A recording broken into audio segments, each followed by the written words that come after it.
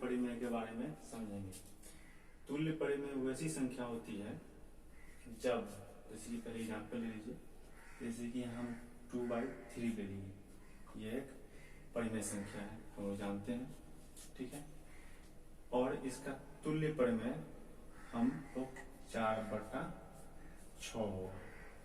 कैसे, देखिए, इस 4/6 को हम ऐसे लिख सकते हैं, 2/3, ऊपर में भी 2 गुना, नीचे में भी 2 गुना, ठीक है। क्योंकि देखिए 4/6 जो होता है वह ऊपर में अंश में हम 2 से 2 गुना किए तो 4 आ गया, और नीचे हर में 3 से 2 गुना किए तो वह 6 आ गया। तो देखिए हम जानते हैं कि ऊपर से ऊपर यह कट जाएगा, तो क्या बचेगा, 2/3 बचेगा, ठीक है। इसलिए 4/6 जो है वह 2/3 का तुल्य परिमेय होता है, ठीक है। अब हम लोग तुल्य परिमेय का परिभाषा समझ लें। तुल्य परिमेय वो संख्या होती है जब किसी परिमेय संख्या में अंश और हर दोनों में जब समान संख्या से गुना कर दें या भाग कर दें तब वह तुल्य परिमेय बनाता है।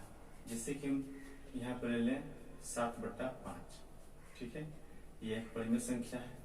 यदि अब इसका तुल्य परिमेय निकालना होगा हमको, तो इस 7 और 5 में दोनों में हमको समान संख्या से गुना करना पड़ेगा।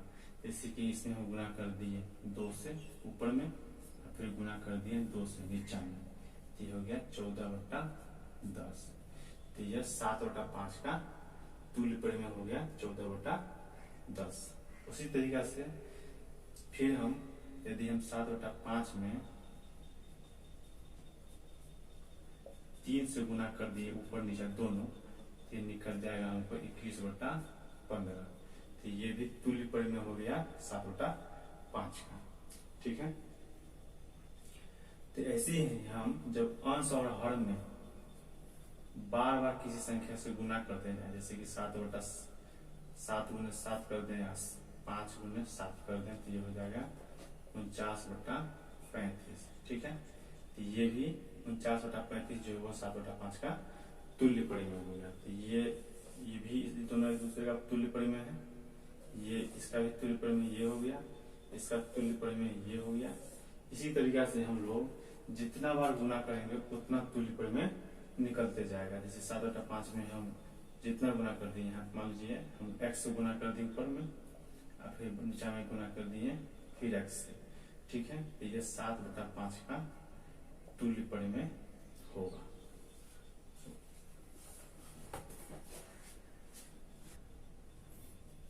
तब हम लोगों को अब समझ में आ गया किसी संख्या को, जैसे कि हम p/q को एक रेशनल नंबर है, यदि इसका तुल्य परिमेय हमको निकालना है, तो इसके दोनों मतलब कि अंश और हर दोनों में हमको समान संख्या से गुना करने पर तुल्य परिमेय निकल जाएगा। जैसे कि हम p में गुना कर दिए m से, ठीक है, और q में गुना कर दिए m से, ये तुल्य परिमेय संख्या हमको देगा। समझ में आ गया है आपको? हाँ, यहाँ स्पष्ट रूप से m जो है वह 0 नहीं होना चाहिए। m कोई पूर्ण संख्या नहीं, प्राकृत संख्या होना चाहिए, ठीक है। या नेगेटिव में भी आप कर सकते हैं, जैसे कि हम 7/5 को हम यदि गुना कर दिए -5 से, चाहे गुना कर दिए -5 से, तो हो जाएगा -35/-25।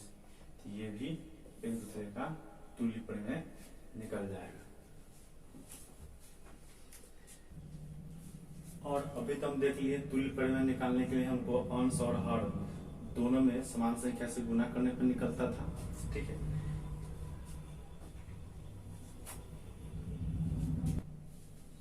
अभी हमने देखा जो हमको तुल्य परिमेय निकालने के लिए हम सिर्फ गुना करते थे ऊपर और नीचे दोनों में, ठीक है।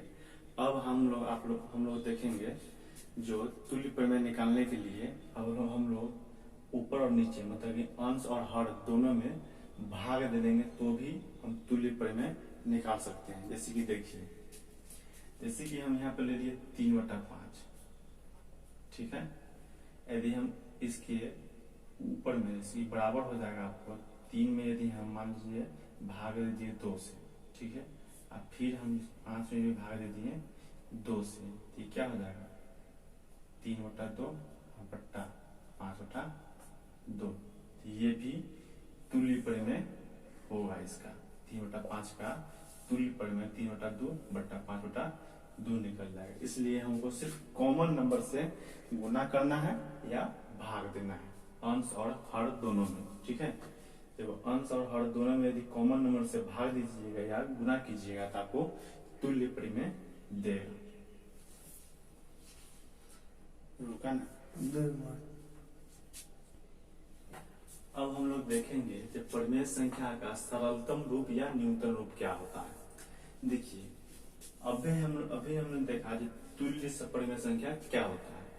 तुल्य परिमेय संख्या निकालने के लिए हमको क्या करना पड़ रहा था, गुना करते थे ऊपर और नीचे में या भाग देते थे ऊपर नीचे में, दोनों में कॉमन नंबर से जब गुना करते थे या भाग देते थे तो तुल्य परिमेय निकलता था। इसमें क्या करना है हमको, ठीक परिमेय तुल्य परिमेय का उल्टा होता है। जैसे कि हम यहाँ निकाल लें 16/10 ले, ठीक है, ये एक परिमेय संख्या है, ठीक है। यदि इसका हम सरलतम रूप निकालना है तो इसमें क्या करेंगे, हमको इस ऊपर में और नीचे दोनों में हमको कॉमन फैक्टर निकालना होगा।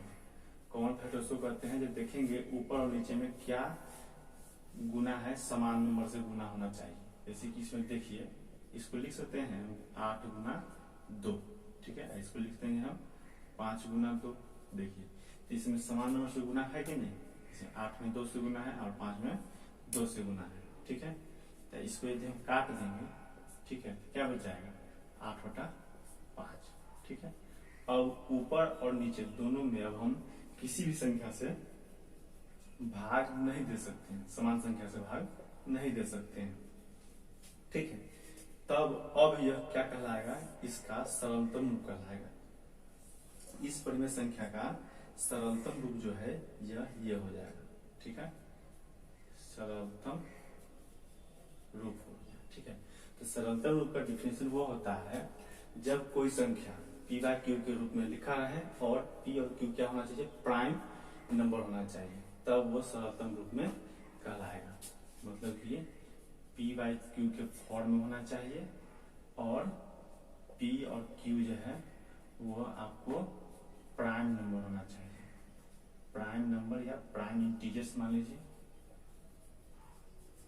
इंटीजर्स होना चाहिए, तब यह सरलतम रूप होगा, ठीक है। इसको सरलतम रूप कब कहेंगे, जब ये रहेगा, ये हो गया सरलतम रूप। इंटीजर्स इसलिए लिए हैं क्योंकि यह परिमेय संख्या तो निगेटिव और पॉजिटिव दोनों होता है, इसलिए हम यहाँ पर इंटीजर्स लिखे हैं। और ये जरूरी है, जो सरलतम रूप होने के लिए प्राइम जरूर होना चाहिए। प्राइम मतलब अभाज्य होना चाहिए। देख रहे हैं ना, 8 जो है वो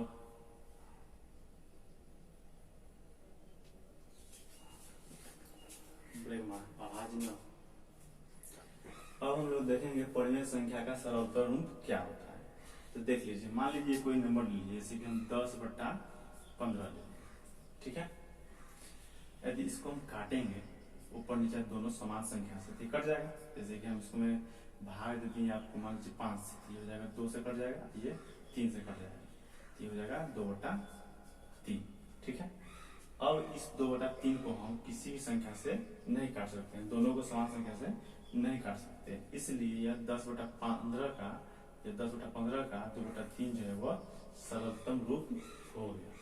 सरलतम रूप होने के लिए क्या होना चाहिए, अंश और हर दोनों को प्राइम नंबर होना चाहिए, ठीक है।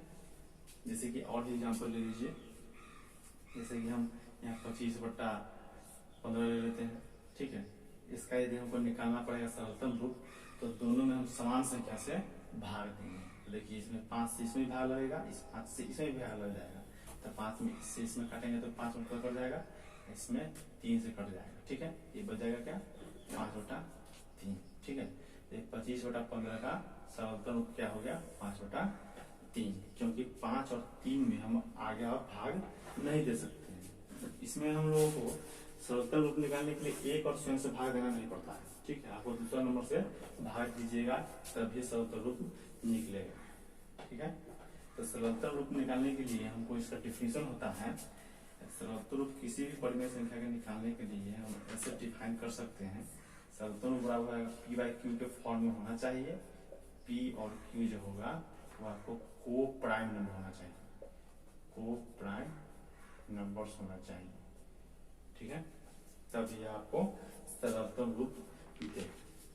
आप लोगों को प्राइम के बारे में नहीं होगा, इसको हिंदी में सहअभाज्य संख्या कहते हैं, सहअभाज्य संख्या, सहअभाज्य, सहअभाज्य संख्या उसको कहते हैं, सहअभाज्य संख्या उसको कहते हैं जब दो नंबर के बीच में कॉमन गुणांक मतलब कॉमन फैक्टर एक होगा तो वो सहअभाज्य कहलाएगा। जैसे कि हम देख लें 7 और 5, ठीक है, दोनों में कॉमन नंबर कोई है नहीं है, क्योंकि इसमें सिर्फ और सिर्फ एक से भाग लगेगा और इसमें भी एक ही से भाग लगेगा, तो ये दोनों सहअभाज्य संख्या है। उसी प्रकार जैसे हम 2 और 4 कहेंगे तो 2 और 4 में देखिए इसमें भी 2 से भाग लग जाएगा, इसमें भी 2 से भाग लग जाएगा, ठीक है, तो दोनों में एक नंबर से भाग लग रहा है, इसलिए ये सहअभाज्य संख्या नहीं है। सहअभाज्य संख्या होने के लिए क्या है, दोनों का HCF एक होना चाहिए। HCF समझ रहे हैं, महत्तम समावर्त यदि एक निकलेगा तो वह सहअभाज्य संख्या कहलाएगा। जैसे कि देख लीजिए यदि हम 7 और 5 का महत्तम निकालें, HCF निकालें, क्या होगा, 5 से भाग देंगे 7 में, तो ये हो जाएगा आपको एक मरतबे, इधर हो जाएगा 2, ठीक है, फिर 5 से भाग देंगे तो इसमें हो जाएगा आपको 2 दूना 4, ठीक है, फिर 1, फिर 2 आ जाएगा, फिर 2 कटेगा, ठीक है। इसमें क्या निकला आपको, महत्तम समावर्त क्या निकला, 1 निकला। लेकिन यदि हम 2 और 4 का HCF निकालें, ठीक है, तो आपको उसको भाग दीजिएगा, 4 में 2 से दीजिएगा भाग, तो इसे 2 मतलब कट गया, ठीक है, कट गया, तो इसका HCF क्या निकला, 2 निकला। तो सहअभाज्य संख्या तब होगा जब आपको कॉमन फैक्टर सिर्फ नहीं होना चाहिए, कोई भी कॉमन फैक्टर एक और शून्य के सिवा नहीं होना चाहिए, नहीं तो HCF बराबर 1 होना चाहिए। इसका HCF क्या हो जाएगा, 2 हो जाएगा। और यदि हम HCF ऑफ 7 और 5 का निकालेंगे तो यह 1 होगा, ठीक है। तो जब HCF 1 निकले तो सहअभाज्य संख्या होगा, HCF 1 नहीं निकले तो सहअभाज्य संख्या नहीं होगा। आप लोगों को समझ में आ गया होगा, ठीक है। तब फिर से कुछ एग्जाम्पल ले लीजिए, जैसे कि हमको मान लीजिए 36/72 है, ठीक है, तो ये बताइए आप लोग, ये को पढ़ाया था क्या कहते हैं, लोएस्ट फॉर्म में है या नहीं। लोएस्ट फॉर्म में क्लियर ही नहीं, देखिए इसमें 18 से भाग लगा है दोनों में, ऊपर से नीचे दोनों, 18 36, 18 ठीक है, फिर 2 4 आ गया, ठीक है। ये भी अभी लोएस्ट फॉर्म में नहीं है, क्योंकि दोनों में ऊपर नीचे दोनों में 2 से भाग लग रहा है, इसको क्या करेंगे, 1 से लग जाएगा 2 से और 1/2। अब देखिए यहाँ पर ऊपर और नीचे दोनों में किसी भी संख्या से भाग नहीं लग रहा है, ठीक है, इसलिए यह लोएस्ट फॉर्म हो गया इसका, चाहे इसका, दोनों का लोएस्ट फॉर्म यही होगा, ठीक है। ये जरूरी नहीं है जो हर एक संख्या का लोएस्ट फॉर्म, हर एक परिमेय संख्या का लोएस्ट फॉर्म अलग अलग हो, ठीक है। आप कई परिमेय संख्याओं का लोएस्ट फॉर्म एक होगा, ये जरूरी नहीं है जो अलग अलग ही हो। जैसे कि देख लीजिए, जैसे कि हम 10/20 कर दें, इसका भी लोएस्ट फॉर्म आपका 1/2 आएगा।